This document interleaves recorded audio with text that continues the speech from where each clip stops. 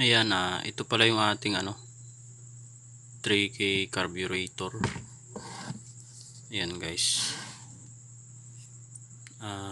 Pinalitan na natin siya ng pang 4K carburetor kasi Toyota 4K yung ating unit. Kaya nagpalit tayo ng pang Toyota 4K na carburetor guys. Kasi nga ang problema natin dito sa ating 3K carburetor, mahina lalo na sa akyatan. Masyadong malalim yung ating gas pedal, lalo na kapag ahunan yung ating dinadaanan. Hindi na rin tayo nakatipid kasi masyadong malalim yung ating gas pedal, malakas na rin sa gas. Tapos yung ating takbo hindi naman nagbabago, mabagal siyang umarangkada guys. Ayan, kaya tayo nagpalit ng pang 4K na carburetor. Ang jettings pala nito guys ay yung ating primary jet ay 105, tapos yung secondary natin ay 135 guys. Kasi doon lang siya maganda yung kanyang performance, doon lang siya magandang humatak, tsaka doon lang siya maganda mag idle, tsaka hindi nangangamoy yung ating gasolina guys. Kaya nilagay ko sa kanya ay 105, tsaka yung secondary natin ay 135. Ayan, open natin to guys. Tingnan natin yung loob nito. Ayan, ito yung kanyang air passage dito sa kanyang throttle body. Ayan maliliit lang, kaya nabibitin tayo sa hangin guys. Kaya nag-decide tayo na magpalit ng pang 4K na carburetor.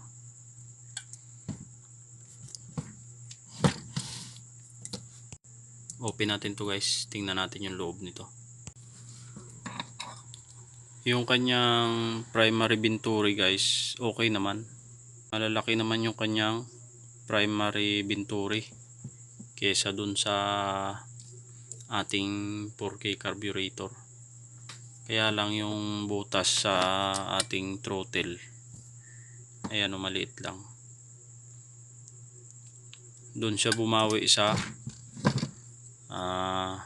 primary venturi, tsaka sa yung secondary venturi niya, halos pareho lang naman siya doon sa ating pang Toyota 4K na carburetor. Kaya yung primary venturi nito guys, inilipat natin doon sa ating pang Toyota 4K na carburetor kasi maliit yung primary venturi ng pang 4K na carburetor guys. Kaya mas maganda yung primary venturi nitong 3K carburetor, kaya inilipat na lang natin, kinuha natin yung primary venturi nito. Ayan, ipakita ko sa inyo guys. Ayan guys, kaya naman natin kinuha yung primary venturi nitong pang 3K carburetor kasi nga nung sinalpak natin yung ating pang 4K na carburetor, walang hatak guys, mahina. Maganda naman sa idling, sa starting maganda siya, kaya lang pag piniga natin yung accelerator natin, halos ayaw humatak. Pero yung napansin ko pang isa dito sa ating plunger guys, dun sa ating pang Toyota 4K, nagka problema rin siya dito. Maganda lang siya nung hindi pa nababasa ng gasolina, pero nung nabasa na siya ng gasolina, parang stuck up na itong ating plunger. Ayan, kaya ang ginawa natin ay inayos muna natin yung plunger ng ating pang Toyota 4K.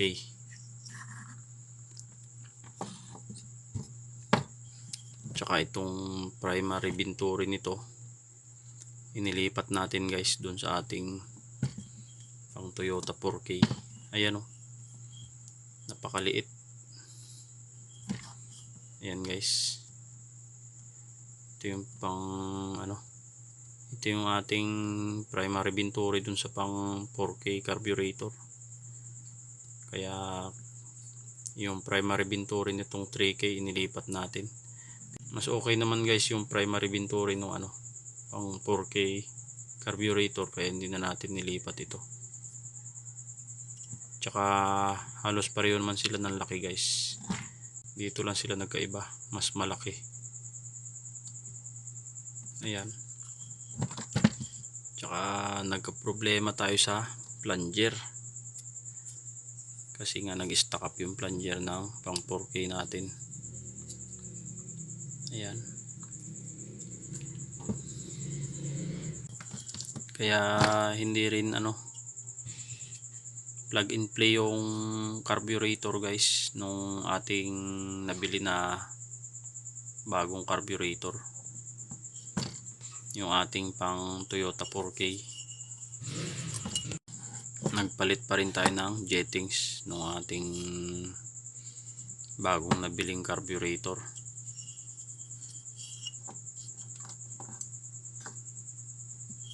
Ayan, yun lang naman guys. Ngayon okay na yung ating pang Toyota 4K na carburetor. Tsaka isa pang problema kasi nitong 3K carburetor guys, medyo malakas na rin sa gas. Hindi na rin tayo nakakatipid kasi nga ang mahina sa arangkada. Yung power piston nya dito guys, dito na siya kumukuha sa ilalim dito. Hindi katulad dun sa ating pang Toyota 4K, meron siyang vacuum port dito sa gilid. Ayan, yun ang kagandahan sa ating pang Toyota 4K na carburetor. Tsaka nung naisalpak natin yung ating pang Toyota carburetor guys, mas okay yung ating timpla ng air and fuel mixture nya.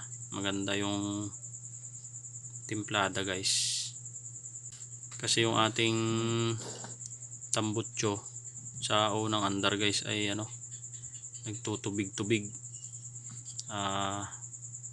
Sabi nila magandang sinyalis daw yun guys na nasa kondisyon yung ating makina. Ayan, kaya okay na. Sana ay satisfied tayo guys sa ating travel kapag ibiniyahe natin. Ayan, update ko na lang kayo guys kapag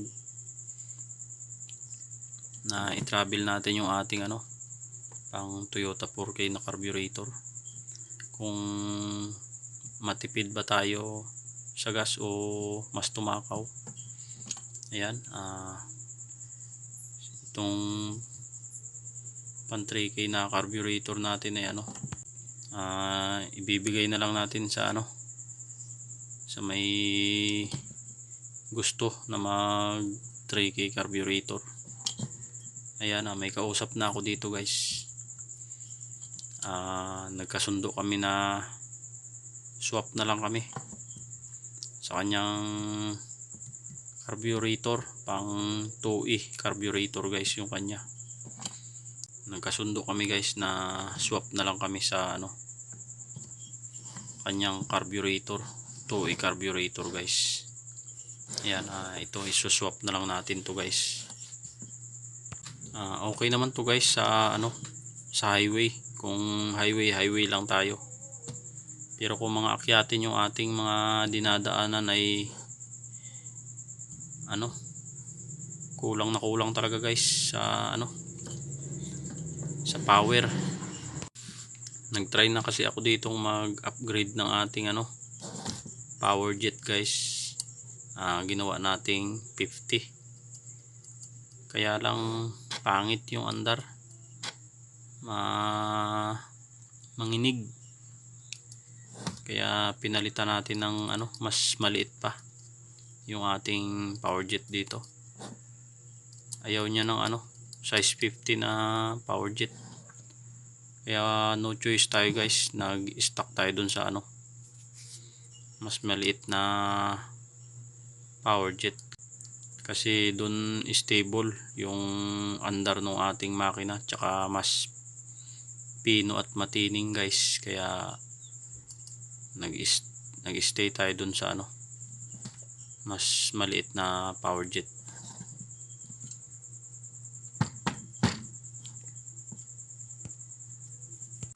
Ayan, pakita ko sa inyo itong primary venturi nya. Ayan, kalasin natin. Ayan guys, ganito lang yung primary venturi nya. Napakaigsi, tsaka maliit talaga yan, oh. Hindi katulad nung pang 3K carburetor guys, mas mahaba itong tanso nya, tsaka mas maganda yung yari guys. Kaya pinalitan natin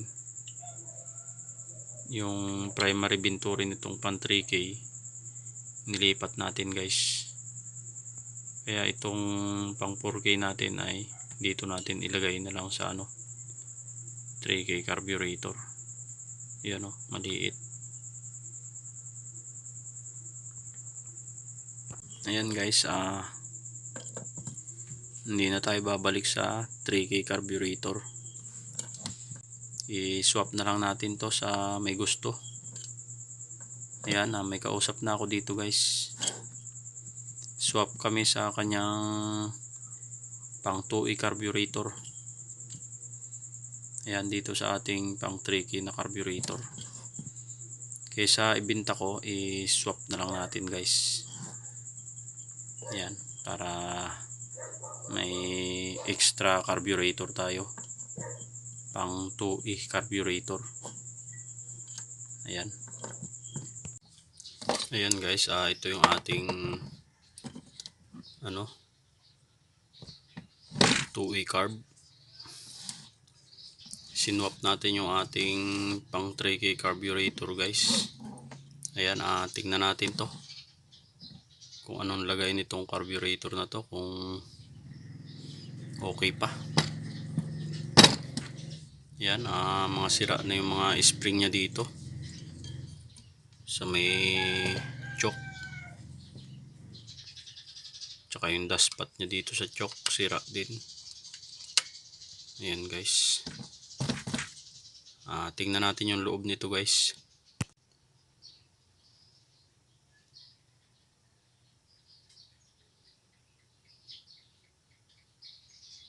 Ayan guys, ito yung ating ano, 2E carb. Check natin itong mga ano nya, primary venturi tsaka secondary venturi, tsaka itong ginamit dito na ano, power jet. Yan, oh. Ayan guys, malaki yung kanyang primary venturi.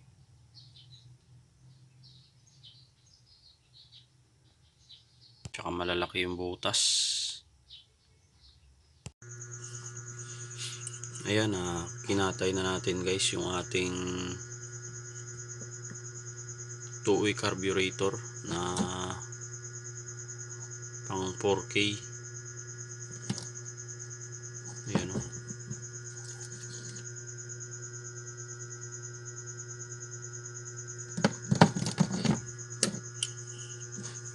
Ito yung kaswap ng ating 3K carburetor guys. Gagawa tayo ng solid na carburetor para doon sa ating Toyota 4K. Kaya natin sinwap yung ating 3K carburetor guys. Ayan, open natin to. Tingnan natin yung kanyang primary jet at yung kanyang secondary jet kung stock pa. Mangangahoy tayo ng parts guys dito sa ating pang 2 na carburetor para doon sa ating Toyota 4K na bagong biling carburetor guys. Kasi nga replacement lang yung ating nabiling carburetor, hindi rin ganun talaga kaganda guys yung carburetor. Kaya ayan, sinwap natin yung pang 3K carburetor natin para dito sa carburetor na pang 2E guys. Ayan.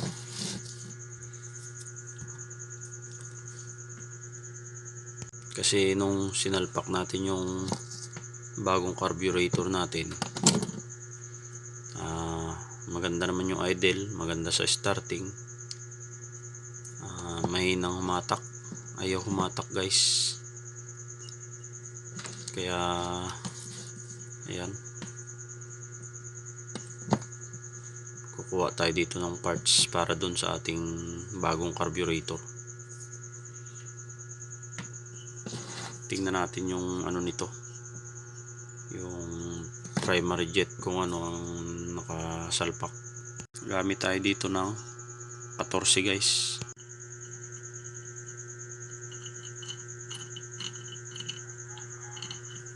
Tanggalin natin itong kanyang primary jet. Tingnan natin guys kung anong size ito nakasalpak, kung hindi pa napalitan.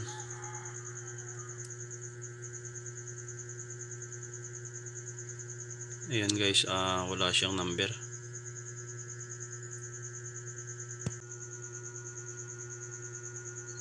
Ang laki ng butas guys. Hindi ito yung stock na jettings nito.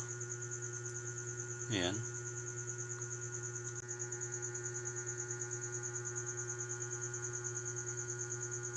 Ang laki ng butas niya.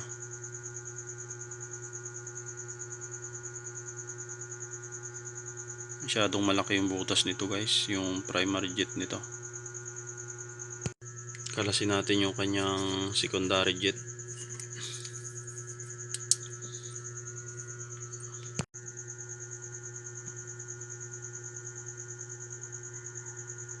Malaki din yung kanyang secondary jet guys. Yan o, laki ng butas. Baliktad yung kanyang kabit ng jettings. Yung kanyang primary jet guys ay siguro nasa 155 itong kanyang nilagay sa guys, primary jet. Ang inilagay niya ay nasa 105 to 108 to guys, itong butas nito. Pinagpalit niya yung jettings. Yan guys, dahil sa ang Toyota 4K natin na carburetor guys ay ang stock niyan jettings ay nasa 105 to 108 yung kanyang primary jet. Magpapalit tayo ng 100 na primary jet. Tsaka ang gagamitin nating primary venturi, itong pang 2E guys, itong gagamitin natin. Ayan, medyo malaki. Tapos bawi na lang tayo dun sa primary jet nya. Gawin na lang nating 100 kasi yung stock na primary jet ng pang 2E guys ay, kung hindi ako nagkakamali, ay nasa 100 yan guys. Ayan, dahil naliliitan tayo dun sa primary venturi ng ating pang 4K na carburetor. Pinabili natin guys na replacement lang din naman. Ayan, palitan natin siya ng primary venturi ng pang 2A carburetor. Pang 4K rin to guys. Ayan same lang sila ng salpak din to sa pang 4K na engine.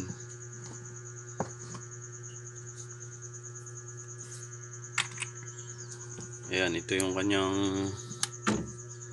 air horn. Ayan ganitong klase. Ito yung kaswap ng ating 3K carburetor guys. Kasi nakukulangan tayo sa sa power pa ng ating nabiling carburetor guys, pang Toyota 4K. Kaya mag DIY tayo. Gagawa tayo ng magandang carburetor. Yung nabili kong carburetor guys na bago, napakaliit ng primary venturi nya. Mas maliit pa dito guys sa secondary venturi ng na to, carburetor, 2A carburetor. Mas maliit pa dito guys. Kaya papalit tayo. Ito isalpak natin. Yan malaki, para hindi tayo mabitin sa hangin. Tsaka ang sakal-sakalin natin ay yung dito na lang sa primary jet nya. Lagay tayo dito ng 100. Tapos yung gagamitin nating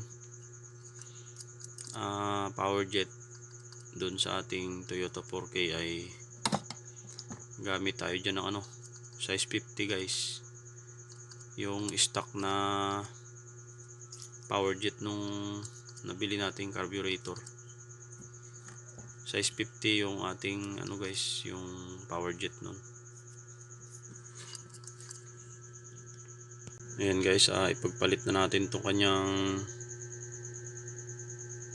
jets, yung primary jets nya tsaka yung secondary jet, kasi pinagpalit nila.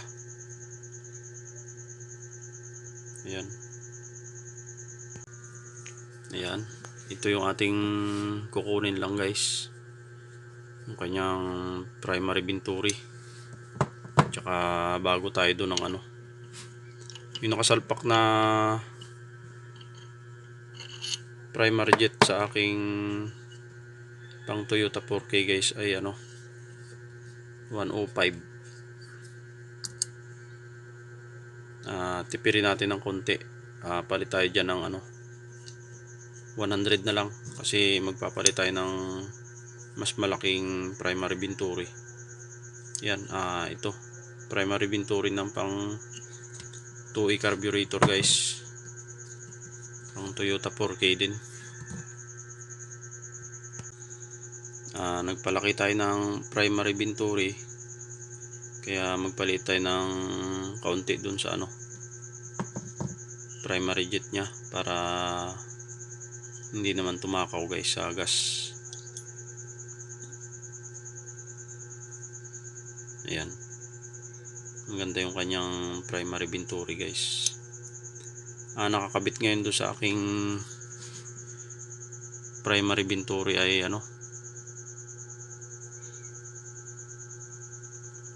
pang 3K carburetor yun guys. Iba rin ang butas nun guys, dito sa kanyang, dito sa tanso na to. Ang butas nun ay nandito banda sa may gitna, kaya parang lang din, same lang siya ng pang 4K carburetor na primary venturi. Nandito yung butas, tapos inigsian lang itong tanso na to. Ito guys ay nasa bandang dulo na yung butas nya, yan tapos mas mahaba itong tanso. Ayan, ito ito ipapalit natin guys, para mas maganda yung arangkada natin, tsaka hindi naman tatakaw. Tamang ano lang guys, hindi matakaw, hindi rin masyadong sakal yung ating carburetor. Sa secondary Venturi guys, hindi na tayo magpapalit, stock lang ng pang 4K carburetor yung ating gagamitin din, kasi hindi naman sasalpak itong pang 2E carburetor na kanyang pang secondary Venturi. Ayan o, mataas.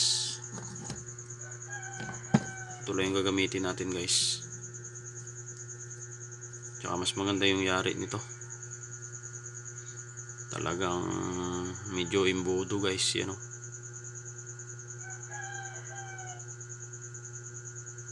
palitan natin yun ng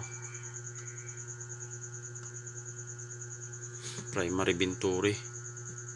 Yan, medyo malalaki yung kanyang butas dito sa mga gilid.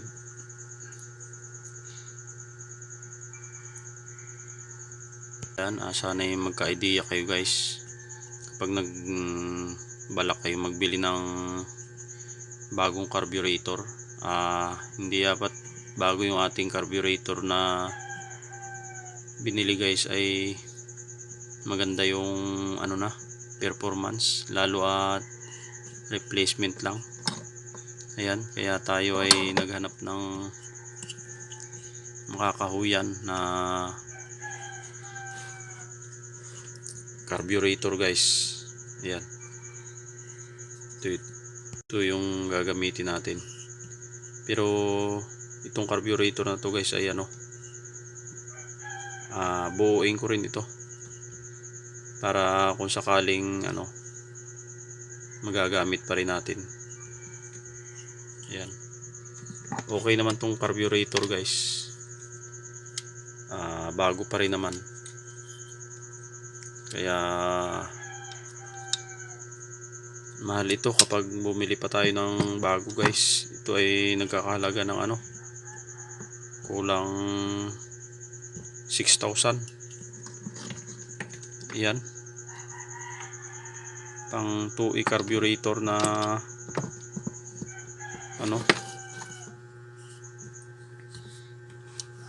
pang 4K din guys. Ari siya isalpak sa pang 4K engine. Sabi nila ito yung stock ng pang 4K engine guys. Ganito yung itsura ng kanyang air horn. Ayan o, dito pumapasok yung fuel natin galing sa fuel pump. Yan o, may ganito pa siya. Ayan, ganito yung itsura niya guys.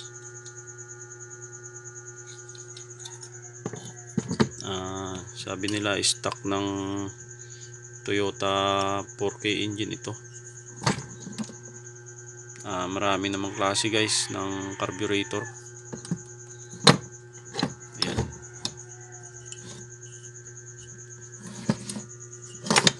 okay pa naman to. Ang sira lang sa kanya ay yung dashpot nya.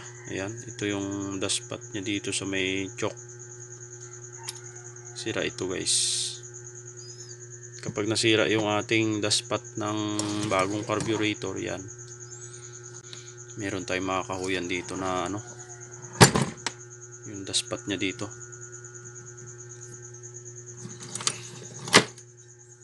Tapos itong dashpot nya sa okay pa naman to, ayos pa rin naman guys. Ito yung para sa idle up. Ayan, meron tayong pagpipisahan guys kapag mayroong bumigay na pyesa doon sa ating nabiling bagong carburetor pang Toyota 4K.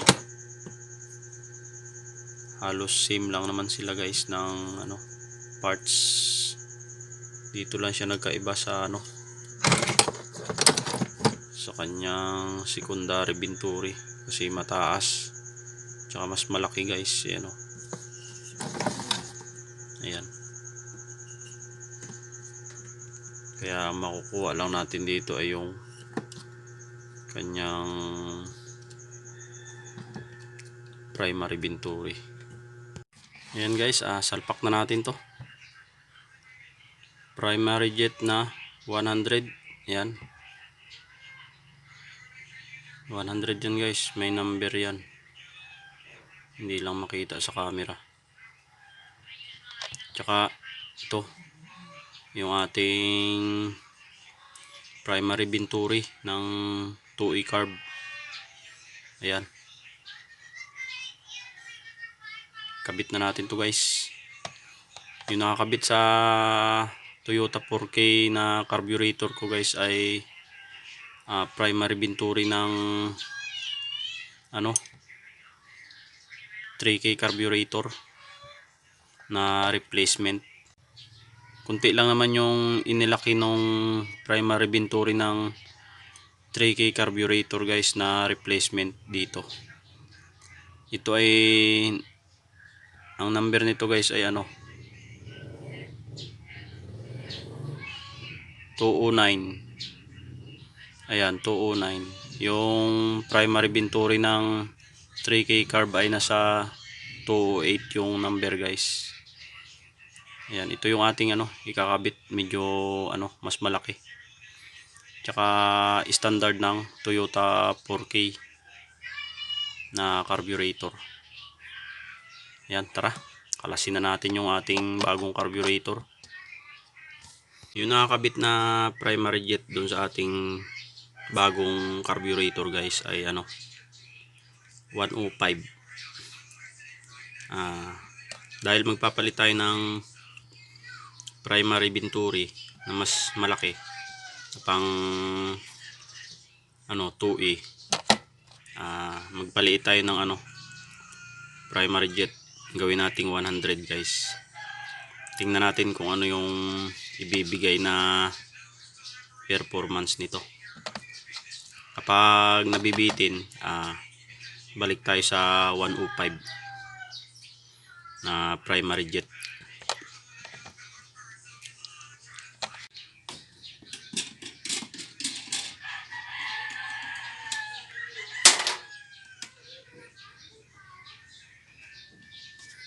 Ayan guys, bagong bago. Kalasin natin tong kanyang air horn.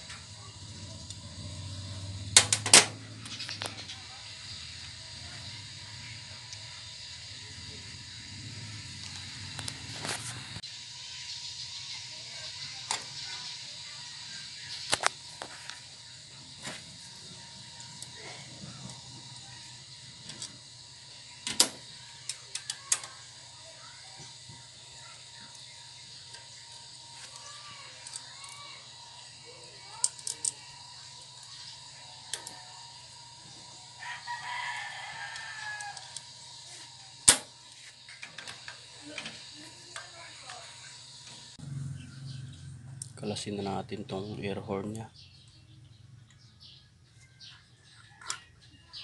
Yan guys, yung primary Venturi ng ating 3K carburetor.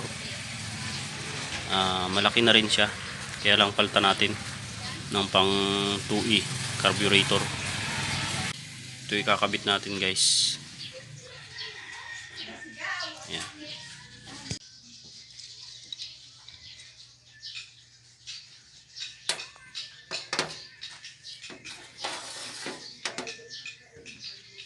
Yan guys, konti lang naman yung kanyang diferensya dito sa ating primary Venturi ng 3K carburetor na replacement. Yan o.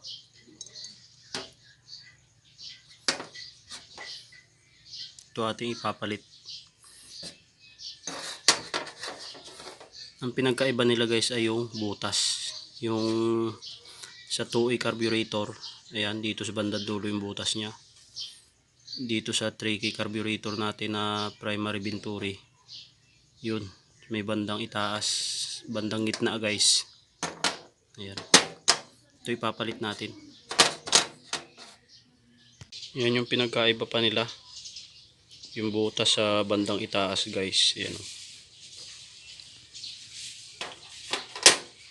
ito yung pang 2A carburetor natin. Tapos ito yung ating pang 3K carburetor na replacement. Yung original na primary Venturi nito guys ay sobrang liit, kaya tayo nagpalit. Mas maliit pa dito sa kanyang secondary Venturi. Yan, kaya palitan natin yan. Yan guys, huwag nyo kalimutan yung gasket. Salpak na natin to.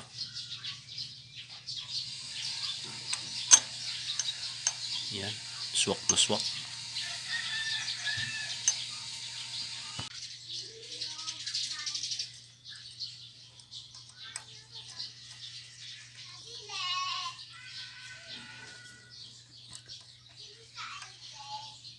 Guys, kalasin pa natin yung kanyang primary jet na 105. Palitan natin yan ng 100. Guys, dapat mayroon kayong pantanggal na maganda dito sa ating dito sa ating primary jet, para hindi nasisira guys.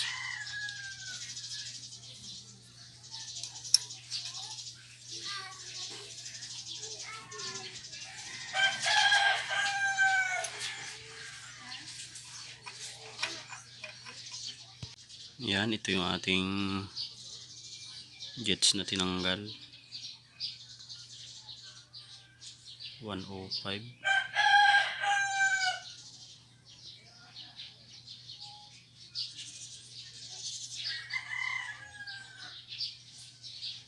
Palit tayo ng 100 guys.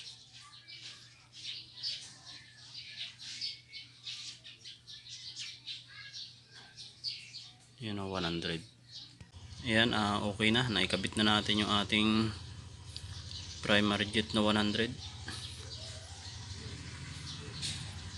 Tsaka itong ating primary Venturi.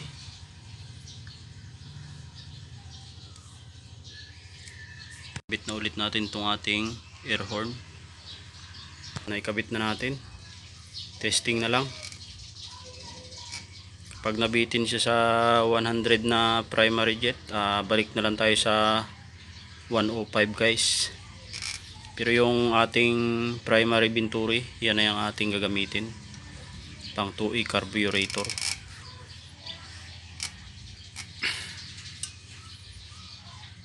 Ayan, pwede na natin testingin.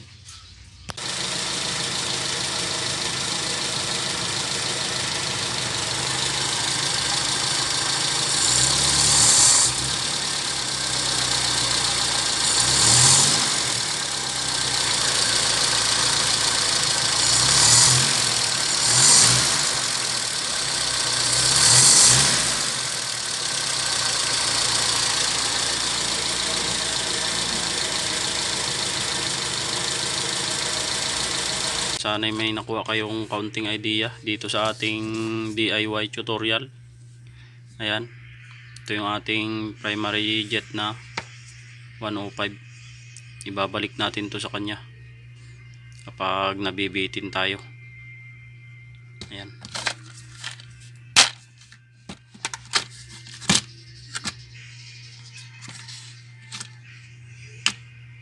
Okay na guys. Please like and paki-subscribe nyo naman po yung aking mga video. Marami pong salamat.